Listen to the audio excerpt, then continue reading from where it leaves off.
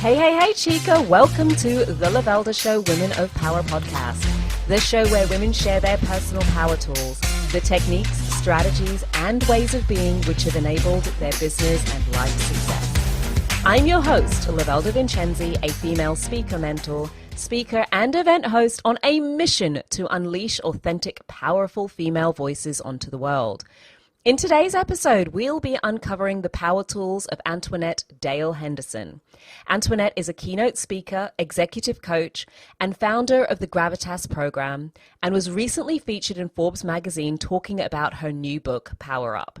A fellow of the Professional Speaking Association and TEDx speaker, she's regularly invited to deliver keynotes and speaks on panels about gravitas, leadership, and promoting the cause of women in business. She's author of 2 books, Leading with Gravitas and Power Up, which this year was nominated for the Business Book Awards. In this episode, we'll talk about gravitas, what it is, and how to use it to its best effect. Now remember, all links shared in the show can be found in the show notes. The only way to ensure that you get your regular fix of this show is to click that subscribe button to make sure that you get updates as soon as a new show is added. Well, that is quite enough from me for now, so let's dive in and get on with the show.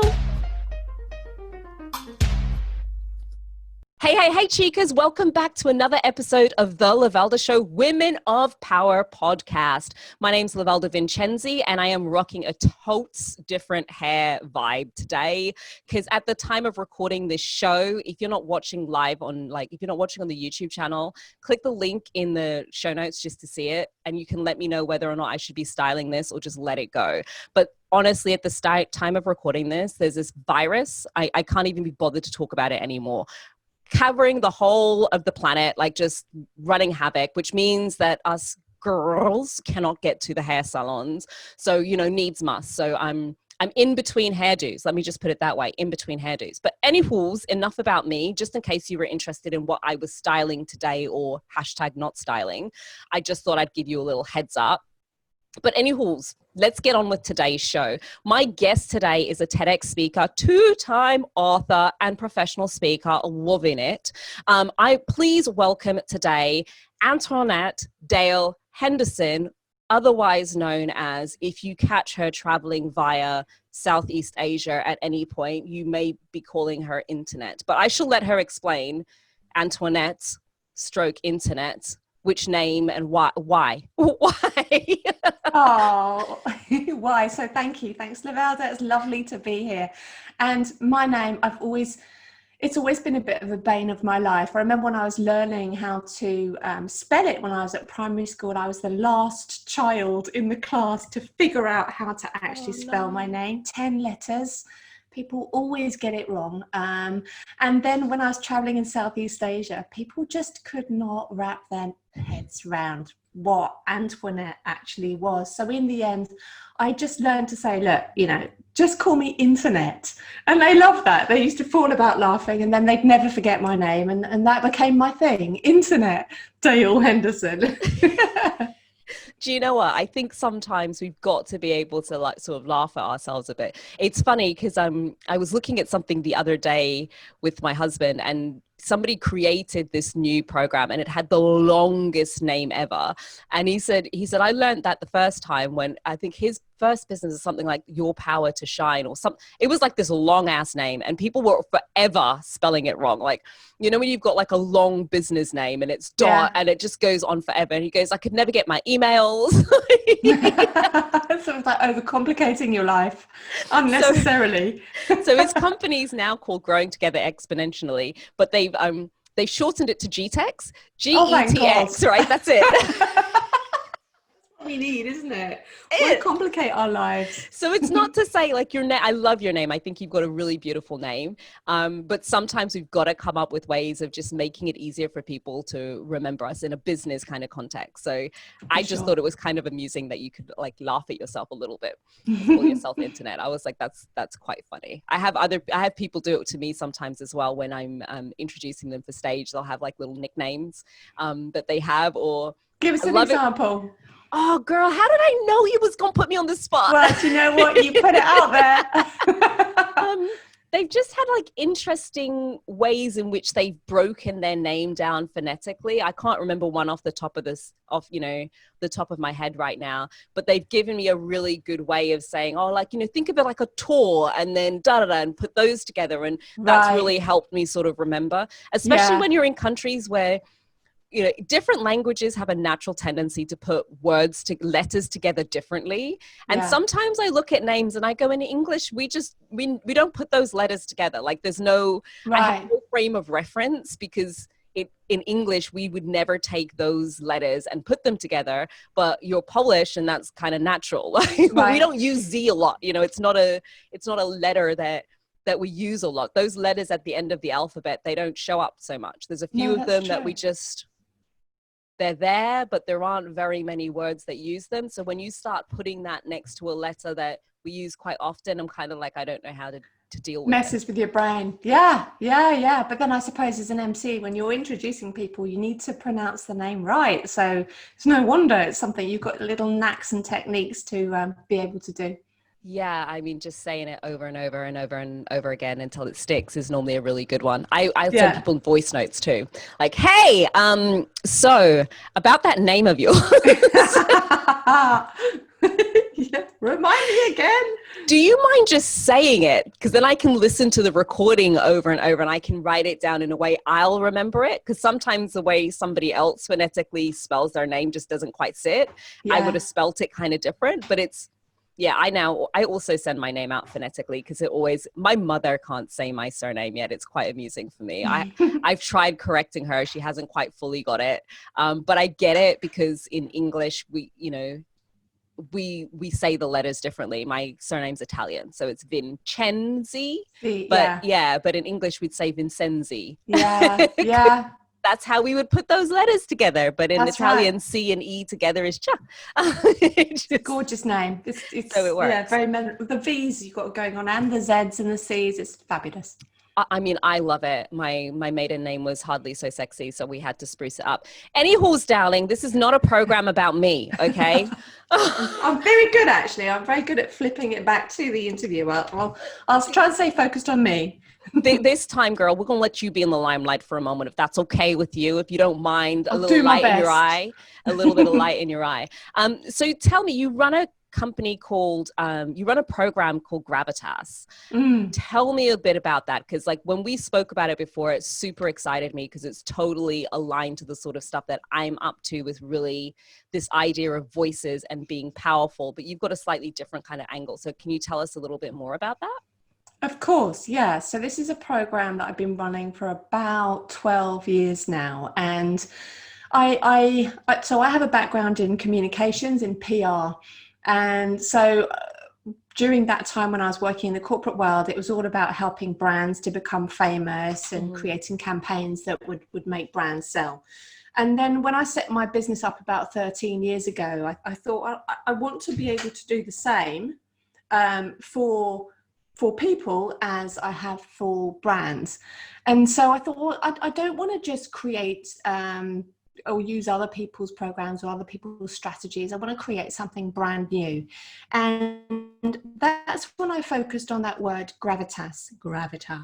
Love that word. And the reason why that has been a word that's been very personal to me all the way through is because when I was 27 years old, and I was working in a PR company, my manager sat me down and said to me, Antoinette, for you to progress and to become a senior leader within this organization, what you need to do is you need to work on your gravitas. The trouble was he didn't actually tell me what gravitas was or how to go about actually doing that. And so I kind of felt like I was a bit kind of stuck and prevented from progressing. And so that word stayed in my brain. And I then, of course, I did get promoted, and then I went traveling and became Internet. Became the Internet. Right, that's it. www. And then I started coaching senior leaders in organisations, and I remember one particular day where I had 3 coaching sessions all in a row, and each person came in, sat down, and said, Antoinette, I'm being told I need to work on my gravitas. Do you know what that is, or what I'm supposed to do to go and find this magical thing, find my G-spot, as it were. So I thought, okay, let's think about this. And so that became my thing. I remember that night just waking up in the middle of the night, and I'm going to find out what gravitas is, and I'm going to turn it into a program that people can learn and develop and truly access their own version of gravitas. Mm-hmm. And so that's how it all started. That's incredible. And now I'm going to, yeah. So, I mean, now I'm going to ask the obvious question though, right? What the heck is gravitas? I thought I'd just use a little pause there to give you the opportunity to ask. I'm like, okay. you can't talk to us about this word all this time, and how many people are asking about it. I'm now like on the end of my seat, just like, what is it? Tell me. Right. Okay. So gravitas is the ability, in my definition, is the ability to command respect, get taken seriously, and stand out from the crowd. And when you have gravitas, that is what is going to accelerate your potential. So for those people who are wanting to move into leadership positions, or for those people who are wanting to step onto a stage, it's really important to be able to connect with your own gravitas, because it then enables you to have that inner confidence.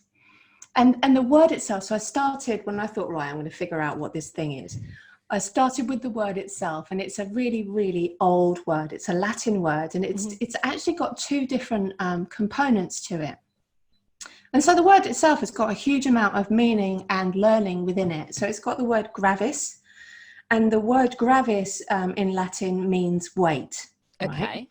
So this is about having a level of groundedness and weight that anchors you to the floor, and means that whatever craziness is going on, and we're surrounded by craziness right now, whatever is going on, whatever challenges we're facing, we can still stay grounded. It's funny, whenever I describe it like that, you can hear my voice just starts to go down. Yeah. The energy goes down. And so that's one part of the word. And then the second part of the word, which is a totally different energy, is the word vita. And vita means life.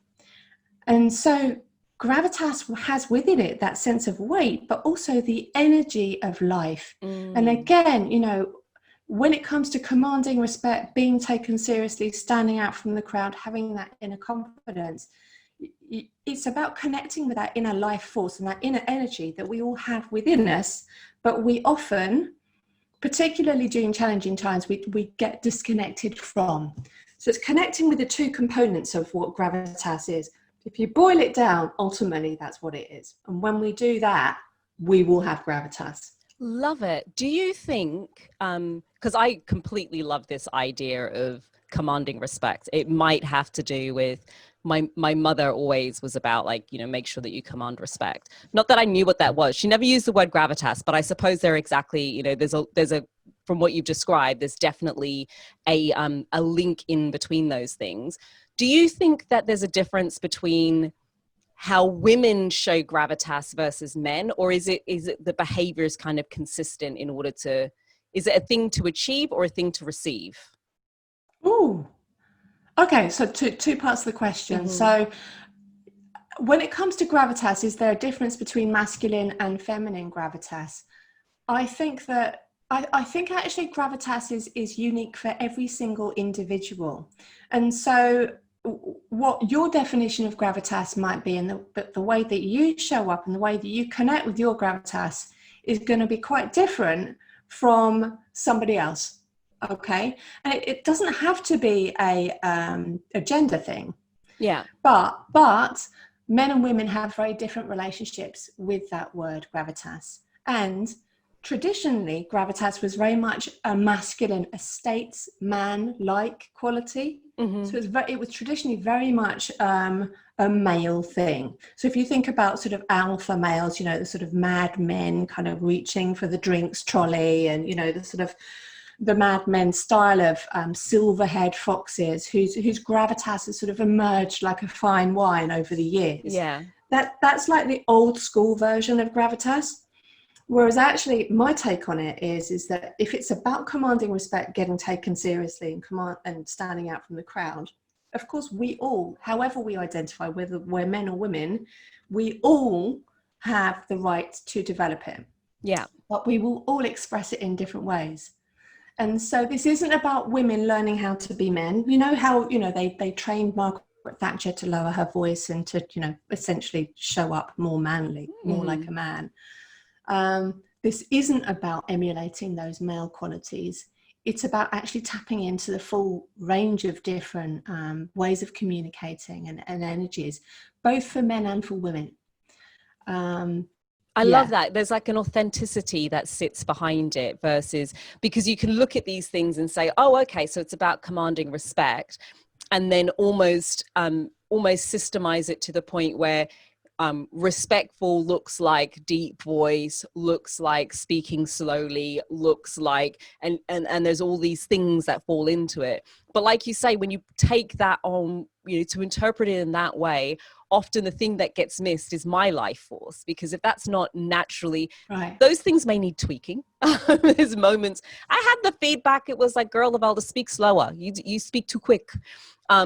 So sometimes those things may need tweaking, but to take all of it away, then it's not me speaking anymore. It's not authentic to who I am, and commanding respect by becoming somebody other than who you are is, I don't know that I could buy that. No, I completely agree with you. And so then, having done the research and looked into what gravitas is and turned it into a program that people could access and learn, I then created a model which broke it down into 6 different components.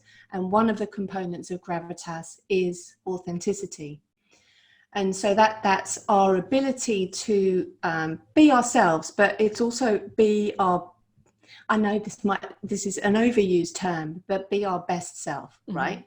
Because I've worked with lots of leaders who say, oh, well, I'm just, being authentic, but they're authentically crashing around, upsetting people, bullying, being completely inappropriate, So it's about appropriateness as well. I like that distinction because sometimes people want to keep owning, I'm gonna just say it as it is. Sometimes people want to keep owning shit that doesn't work and it doesn't land well. Like it's right. It's that.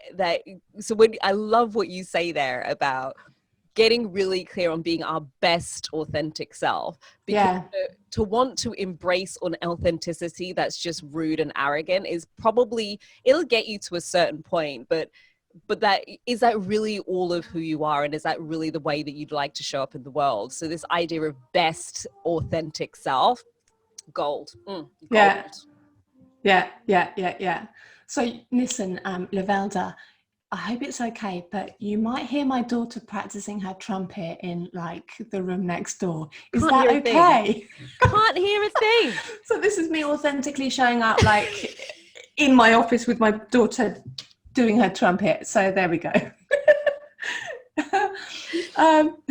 So it's not a recording studio, clearly, during lockdown. I think it's that authenticity thing, and it's, if we relate it to speakers and how we show up, it's what I find fascinating and actually quite sad is that what often happens is when we want to succeed at something, when we want to become something that we're currently not, what people often do is they look around and they look at all the people who are doing that thing well, and they think, right, okay, so for me to be successful, I need to do that thing and be like that person. So all of a sudden they stop being who they are. They stop connecting with their gravis, their weight and their groundedness and their life force, and they morph into a weird version of somebody else, which we know is not genuine. We can sense it.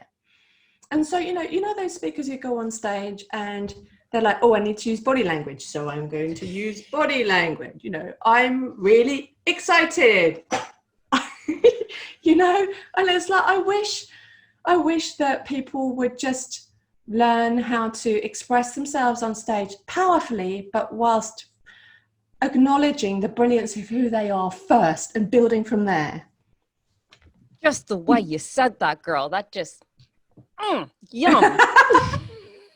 I'm like, I just want to eat it up. Like the way that was said, just yum. You know, Oh, sometimes people say things in a way, and I just think that right there, that's what, like, that's just amazing. This idea of it's not about throwing the baby out with the bathwater, so to speak.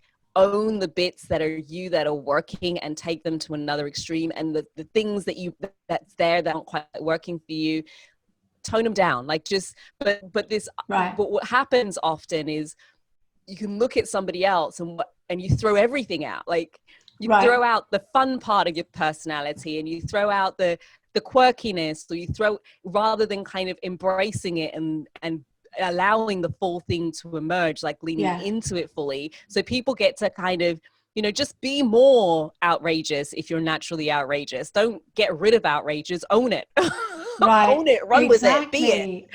100%. It's funny, I remember, you just reminded me of a few years ago, I was doing it was a senior presentation skills course. It was authentic presentations, right, for a group of CEOs in the States. And there was this one guy who came in, and he was one of those silver-haired foxes that I was describing before. Very polished, extremely senior. And he had learned to iron out every single verbal tick from his delivery style. So there was no ums, there was no ers, there was no hesitation, there was no so's, no likes, no, none of those things. And I'm not saying that those things are good. Obviously, they're not good, because they will get in the way of our message, and they indicate when we're hesitating or we're unsure, and you know, they're the fillers that we don't need. But the point is that he had become a robot. He was just, he may as well have been just like a virtual reality bot. And so we had to start, we worked with these people for 4 days, and in a way we had to start by breaking the things that they'd learned, so that they could then get back to who they were, and then build themselves up again from that place. It's learning when it's being able to take something and integrate it versus just slap it on you. You know, there's that difference between, oh, I'm going to put on this coat, versus that's a nice coat. You know what, if I just nip it in at the sides a little bit, but otherwise you're wearing something that somebody else is, and it doesn't quite, I'm running with analogies. It just doesn't quite fit as beautifully as when you've taken it, you've molded it to you. You've not lost yourself in it. In fact, you've enhanced yourself as a result of it. But I completely understand what you mean. I've seen so many speakers, myself personally, who've lost themselves in the tools and the techniques and the ways of doing things, to the extent that I'm then going, girl, when I see you off stage, you're so funny. Like, why is none of that up there? Like, you're naturally really playful. Where did that, I have playful you here who I love, and that person up, I don't know who that is. I'm not in love with them. I like you, I don't like them, which is weird, because they're supposed to be the same person. But you seem to have left you at the side of the stage, and then this other thing arrives on the stage, and perhaps there's people who love them. I don't really resonate with those people either, because I like the person off the stage. And I think there is really this thing for us to learn about the authenticity and what that really means. And that's not, girls, please don't email me about how tools and stuff are important. I'm not pooping on them. They're very important to learn. It's just how you integrate those that I think I've watched personally. And, you know, clearly you've seen it as well, Antoinette, where people have just taken it a bit too far. Yeah. And I understand it, you know, and I think I empathize with it, because it's something that, you know, I've experienced myself as well, right? You know, so there's two things.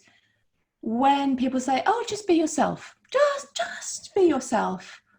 And, you know, when we've done that thing where we've tried to conform, or we've looked at what's successful, and we emulate that and we model that, it's really difficult to then sort of peel back all of those extra bits of clothing, like you were saying, to then just reveal your naked self. You know, that is a really, really, really scary place to go, and it's particularly scary on stage, isn't it? Mm-hmm. So there's that part of it, and I think the other part of it is, and I think this is a classic female thing, is when we're trying too hard. Oh yeah. You know, because so many of us are perfectionists, and we want it to be just perfect. And, you know, afterwards you come off the stage and we're like, oh God, I forgot that bit. Oh, I fluffed that line. Oh, I didn't use the right word. We try so hard. And when we are in that place of trying so hard, we stop being present. And presence is another component of the gravitas methodology. We stop being present, and then we stop connecting with the audience. We don't connect with ourselves, and we're basically just reading a script when that happens. And you know, that happens when we're trying too hard, or when we're nervous, and we're not okay with being ourselves. What you're doing with gravitas, darling, is so linked to this idea of power, because the two things just seem so intertwined. Like the ability to command respect, get attention, and be heard and listened to is a really strong component of being very powerful. You know, it's something that you'd expect from somebody who's quite powerful. And so from your unique position, having worked with senior executives of multiple companies, male women, I'm mixing up my words now, female, everything in between. What is it that you think makes a woman powerful? Ooh, okay. Right. So when I decided to write book number 2, so I did gravitas, and then I thought, all right, we're going to just little sort of topics, you know, easily wrap your head aroundable themes. I just decided to write Power Up because I realized that there were two things that were going on out there in the world at the time. There was the Me Too movement, mm-hmm. and there was gender pay gap reporting. Those two things were happening more or less at the same time. And I've got 2 daughters, one of them on her trumpet right now, and then the other one, so they're 13 and 16. And I do not want them to enter the working world and have to go through some of the challenges that I experienced when I was making my way up the corporate ladder and just generally living through life, you know. Mm-hmm. And so I decided to look at this theme of power, and again, in the same way as with gravitas, find a way of decoding it, but flip it on its head, really, because when it comes to power, the traditional way of looking at power is that you've either got power or you haven't got power. Mm-hmm. So, and you can either give power to someone or you can take it away. And so it's really like black and white. It's like one thing or another. And that can be really harmful, because, you know, it's okay if you have the power, but if you don't, you're not in a great place. And actually, if you do have the power, then that can be incredibly dangerous, because often it goes to your head and you start to abuse it. So I wanted to flip on its head that sort of traditional view of what power is, and build out from that word empowerment, and think about, you know, from a female perspective, what does female power actually mean? And actually, so that's kind of what part of the book is about, is research into what is female power. But actually what it led me to was the appreciation that whilst there are some powers that are more feminine and there are some powers that are typically more masculine, mm-hmm. why should that be the case? So why should it be that female power, you know, things like traditionally emotional intelligence, or the ability to influence, or female intuition, all of those things that tend to come more naturally to us, why should that be the case? Why shouldn't men be able to tap into that too? And then on the other end of the spectrum, things like directiveness and assertiveness and, you know, strength, and, you know, the harder forms of power, which have traditionally been acceptable as mm-hmm. masculine ways of exerting the power. Why should that be the case? And why should it be the case that if a woman goes there, she then gets told that she's being bitchy or bossy or, you know, aggressive, when she's just actually being assertive? So my definition of power is that it's actually being able to access that full spectrum, and that whenever you need to, you can tap in, and that we can all learn from one another in that way. Oh, accessing the full spectrum. That is pretty cool, because I think I haven't heard it described in that way before. I've heard this idea of traditionally masculine elements of power versus traditionally female elements of power, and being able to have a mix. But this idea of being able to kind of tap into the full spectrum, like wake up one morning and decide what buffet you want to eat from today. I'm going to take a little bit of assertiveness, some emotional intelligence, and some intuition. Thank you very much. But I think sometimes we can almost see in this space of either or. It's looking at, okay, I want to take on more of these masculine elements, or the masculine's good but the feminine's bad, or the other way around sometimes, or it's imbalanced. But being able to say, actually, they're all part of a spectrum of, not even a spectrum, they're all part of the tapestry of what makes power up.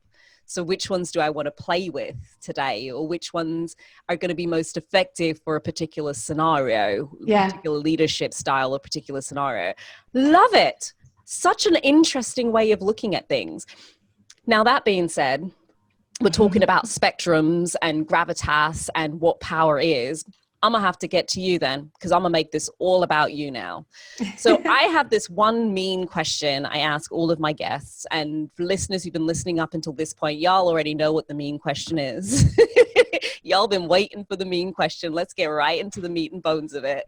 Okay. What is it? So if we were to take your life and boil it down, your success in life, your success in business, we were to boil it down into just three core things, be them tools, be them techniques, be the ways of being, but three core things that you would say, these are the three things that have attributed the most to my success in life and or business.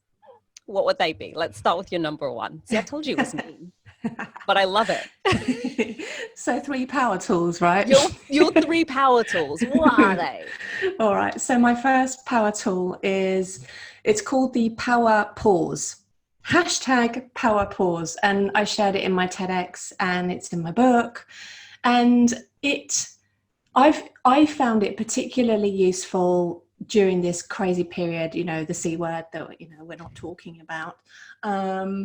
I found it particularly useful during this time of uncertainty and stress. So in general, but I also find it useful in the moment, right? Mm-hmm. When I feel like my power could be compromised, when someone's maybe threatening to take it away, or I feel like it's just ebbing away. This power pause is brilliant for that. So I'm going to take you through. It's got 5 different steps. Okay, I'm like, please tell me the steps. Are you ready? You're just telling me this thing, and I want it. What is it?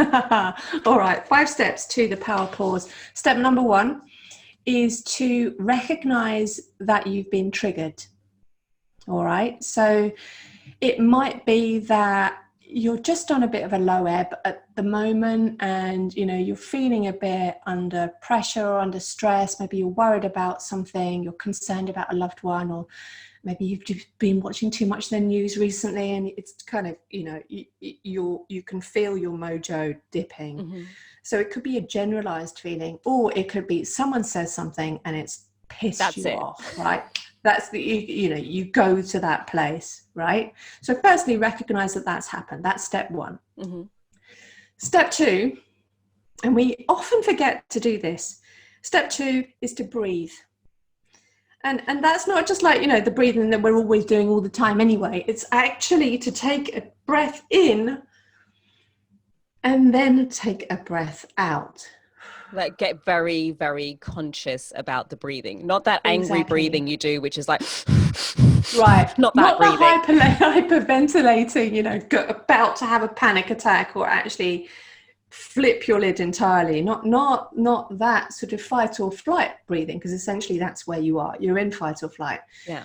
The deep breath in and out will interrupt the fight or flight, and it will give you a gap. So in that gap, you can literally step out of the situation and rise above it and just notice that it's happening. Okay, so that's step number 2, breathe. Step number 3 is to label how you're feeling. Okay, so So choose the emotion, choose a word to describe the emotion that you're feeling. So you might be feeling frustrated, or you might be feeling scared, or you might be feeling angry, or you might be feeling disappointed. You'll be feeling something. And it might be that the label you choose, you're like, I'm feeling really angry right now. It might be that that angry label might be the most appropriate emotion for you to be feeling at that point. But what the labeling does is it means you're then in control of that emotion rather than that emotion controlling you, right? Got you. Yeah. So that's step number 3. Step number 4 is to then choose the emotion that you want to have. Okay. So, So just remember that bit of remembering it's a choice. That's exactly it. So the other day, I was having a bad day, and so I was like, and I was like shouting at the family and and I hadn't been sleeping well and blah, blah, blah. And I was like, Antoinette, come on, use your power pause, for goodness sake, you keep telling people about it. This is useful for people to see. It doesn't matter how much you know a tool. If you created the tool, you still got to work the tool. And we're human. We have moments. It happens where we have moments. We're off on one for a minute until we're like, oh, hold up, I know how to fix this. Exactly. It's like, oh yeah, I've got that power tool. Let's just pick it up. So I was feeling like that, and I labeled it angry. And I was like, do I really want to spend the rest of my Sunday angry? No, I don't. So how can I change that? And then I changed it, and I chose a different emotion, which was actually misunderstood. So then when I labeled it to misunderstood, I was like, okay, well, I've now got the insight to then be able to do step number 5, should I say. Step number 5 is to act. So having decided that it wasn't angry, it was misunderstood, my action was then to go out and make sure that people understood where I was coming from, right? So 5 steps. To recap, shall I recap? Yes. So the first one is we acknowledge. Let me see if I can remember. Let me see if I'm a good listener. So we acknowledge. So recognize the trigger. Recognize what it is and acknowledge what it is. The second one is to take a breath. Not the angry breath, the calm breath. The third one is to label it, give it a name. This isn't to make it right, wrong, or indifferent, just to give it a name. And then the third one is the fourth one, I'm jumping like ahead. I'm doing 3 twice, right? The fourth one is then to choose what you want to feel instead. Or choose an alternative. And then the 5th one is to do something about it. Go act, do something different. Yeah. Voila. That's a really cool strategy. So yeah, write that down. Really amazing strategy. So that's your first power tool, the hashtag power pause. Power pause. Yeah. Power pause. I love it. And I love that you've got like 5 distinct steps in it, because it makes it a lot easier than just putting them together is a lot more. I can see how it can be much more effective than just breathe. Like I'm breathing, but I'm still angry. Right, exactly. And I'm nowhere different. I'm still angry. Angry. So your first power tool is the power pause. I love that your first power tool has the word power in it. Only you, gravitas queen. And then your second power tool? My second power tool, well, do you know, so I shared this with you before, and I'm now thinking, is this really a tool? But actually it really is. And I wanted to have 3 P's, right? So my second P is perfume. And specifically Chanel perfume, my darlings. Specifically Chanel. What is in the Chanel magic? Bloody expensive. So when I was doing the designs, the images for Power Up, I got a fabulous artist to do me images for each of the different chapters. And this one, you can see there's a Power Up a perfume bottle, and basically, you know, when you spritz it, fabulousness comes out. And so what I've always done, even now we're in lockdown during the C word, I still wear perfume every day, because when I put the perfume on, I'm like, okay, so it's going to be a good day, and I choose which perfume I want to wear depending on what mood I want to have. Mm-hmm. So it all goes together. I remember when I I got promoted and went to a different company, and it was a much more senior position. I was like, how am I going to step into this? And I got myself some new perfume. And so part of my ritual was to put that perfume on, and it took me to that place of, you know, my best self. I love that. And I think it could be a perfume, or it could be, it's almost like a form of anchoring, right? To have something that you can step into. One of our other guests, Beth Griffin, talked about her lipstick, and she's got to get ready. Like, she's like, just get up and get dressed, like get ready, put all your makeup on, put your clothes on, like just show up ready. So I think there's a lot to be said for those, what can sometimes be seen as almost like silly little rituals that we have, but they're not silly. There's something in it where, I'll give you my example. What's yours? At uni, I was one of these kids that when I was at university, I'm slightly lazy. And so I really just wanted to be as efficient as possible. I've always had a thing for efficiency. So I was like, minimum effort, maximum reward. That's what I'm going for. And so my revision was never months, it was weeks or days. I would just cram everything into a really short period of time. So it wasn't unusual for me to go into the exam feeling completely ill prepared. It was just a normal thing for me. But my roommate used to say to me, Lovelda, like literally before an exam, I'd stop a few hours beforehand and I would get dressed up. And she was like, what the hell are you doing? And I said, if I'm about to fail this exam, I'm going down looking good. Like, I love it. That's brilliant. I am not going to fail and look like a failure. I'm at least going to go down looking good. I love that. I never failed any of my exams, but it was what I did, because when I got in there, even if I didn't think that I knew something, I'm like, somebody dressed like this should have some level of intelligence. So something would come to me. It just gave me that little bit of like mojo to kind of keep going. So my thing was just to like fake it dress wise until I make it. So I was like, well, there's nothing else I can do now, but I can control my look. So I'm at least going to look like I got my shizzle together, even though I don't have a clue. And it seems to have paid off. Incidentally, she started doing exactly the same thing. I have other friends of mine who hear that story and do the same thing. They're like, I had zero confidence, so I just dressed up. I'm like, girl, you do you. It works for me. I left with a degree. Works. But clearly it worked for you. And I remember, in fact, you reminded me of a really good friend of mine who, again, didn't really do any revision for her exams. And so what she used to do is, before she used to, like, lives in Germany. So when she was at school, she used to drive to school. So she used to play the original of Relight My Fire. You know, the original one. Not the Take That one, the original one. Like full blast, like on the stereo, on the cassette, because back in the day that's all she had. And she used to go into that exam like, you know, ready. And for her, that was her thing. So whether it's clothes, whether it's music, whether it's makeup, whether it's perfume, have a thing. The word anchor is a good one for it, because it's like, it's your thing that gets you there. And it doesn't matter if the rest of the world thinks it's silly or contrived. If it does it for you, whatever it does, if it does that thing for you that puts you in that energy, take that, run with it. So yours is perfume. And then, you know, we're talking power. So you went with P's. What's your third P? Well, my third P is purpose. And again, I guess it's a word that's used a lot. You know, I need to find my purpose. I need to find my why. And, you know, Simon Sinek talking about find your why, etc. And it's integral to everything. I think some people will beat themselves up because they think, oh, I don't have a purpose, or I haven't found my purpose yet. And, you know, people are searching for a purpose that's outside of themselves. They're looking for something that's out there. So my purpose, and it's the strapline of my brand, and it's something that's been there since the beginning when I set my company up, is inspiring leadership from within.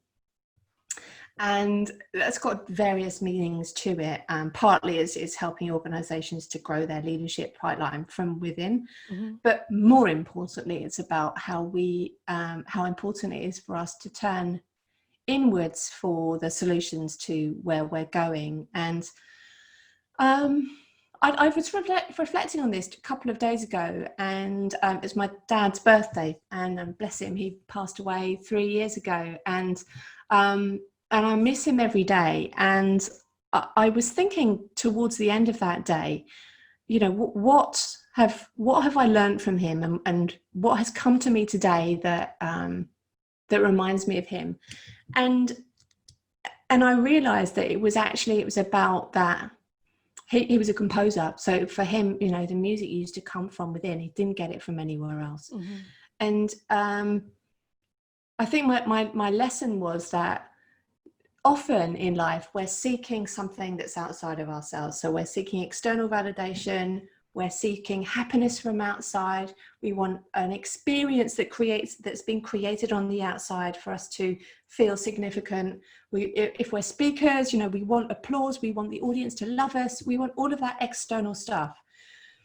At the moment, with us being in lockdown, a lot of that stuff has been taken away, right? So as speakers, we don't have the real audience, and we don't have access to the material things that we might otherwise be just buying to make ourselves feel better. We don't have that external validation because we're not around many people. So a lot of that has been taken away. And so therefore, it's what we're having to do, all of us, is we're having to go within. And I think that's quite uncomfortable for some people, is to find that place of stillness where we're looking inside ourselves. But when we do, it's actually incredible what happens, because we realize that actually inherently we're okay and we've got everything that we need. And when it comes to finding our voice, like one of the first things that you said today was power around finding your voice. Is when we go within and we give ourselves that space to just connect with who we actually are and what we want to say. That leadership is there, and that's the most powerful thing there is. Boom. Antoinette, my goodness, girl, you've been coming at us with I'm like, ooh, gold nugget catching. Like, it's been incredible. I understand you've got a cool freebie for us. Like, you came bearing gifts. I love my guests who come bearing gifts. I love all of my guests, but you know, I have a soft spot for those who come bearing gifts. So what gifts have you got for our listeners today? Okay, I've got 2 gifts. The first gift is for people who are interested in my book, Power Up, the Smart Woman's Guide to Unleashing Their Potential. If people are interested, really happy to send one of the key chapters in this book, which is around what is power and what is the Power Up model. So really happy to send that out to people. And then the second gift is I'm going to be running a Power Up webinar in the next few weeks, and the free gift will be free access to that webinar, and as a bonus to that, a one-to-one coaching session with me. So there's loads of goodies there. All in the show notes, peeps. Get in there, scroll down. Not if you're driving, that's not good. Don't scroll and drive, but you know what I mean. Scroll down. It's all there in the notes. Thank you so much for your time today and for all of those insights and ways, nice tools, tips, like really practical things that people can do to step back into or reclaim that feeling of being powerful and being back in a position of leadership, which may have been shaken under the current circumstances. It's quite a challenge to kind of navigate around. That being the case, I would like, because you shared so much and it's so cool and I don't want to miss anything, what's the one thing you'd really want to leave people with today? The one thing is if you want to tap into your power and truly unleash your potential, then it's always comes back to yourself. And what I want people to realize is that, you know, we go on a journey of self-discovery, and we learn new tools and techniques, and we think about all the things that we can do to improve. I would always encourage people, the one thing is to always come back to yourself and trust that you have everything that you need essentially within you to fulfill your potential. It's all there when you choose to tune into yourself. Bada bing, bada boom. You heard it there. You don't need anything else, ladies. It's all in here. You've got it all. You've got it all. Antoinette tells you so. So it must be so. You have been listening to the Lovelda Show Women of Power podcast. We are all out of time. Let me just remind you, do not miss another one of these episodes. There's a few more in the season. You don't want to miss them. If you're new to the show, you've just caught us, make sure you hit that subscribe button. Leave a review. Let me know what you think. I'm reading all of the reviews, by the way, and coming back to you on those. So do subscribe, do leave a review. Until next time, remember, it is all within you. You've been listening to The Lovelda Show, Women of Power podcast. Laters, chicas.